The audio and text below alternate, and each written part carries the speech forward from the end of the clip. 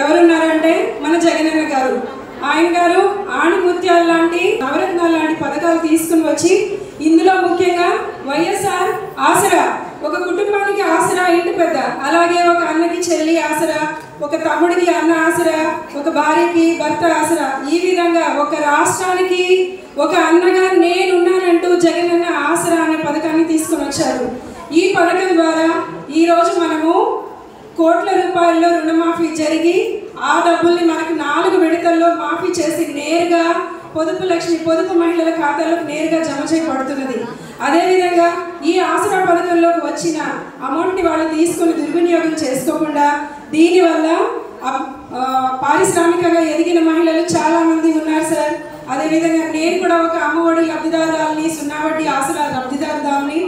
నాకు వచ్చిన అమౌంట్తో 10 లక్షల నుంచి ఈరోజు మనము 20 లక్షల వరకు బ్యాంక్ లోన్ తీసుకుంటున్నామంటే దాని వెనుక మన ముఖ్యమంత్రి గారు జగనన్న ఉన్నారు.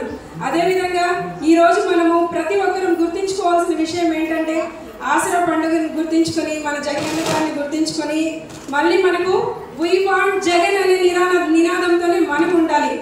ప్రతి ఒక్కరూ గుర్తించుకోవాల్సిన విషయం.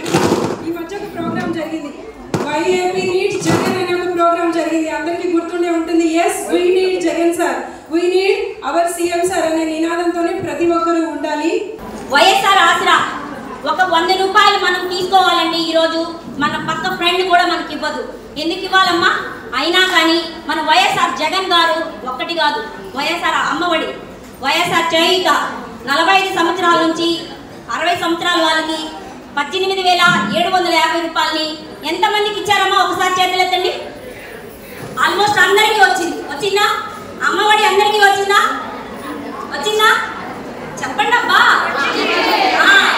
మనము తీసుకున్న రూపాయలు ఖచ్చితంగా చెప్పాలి.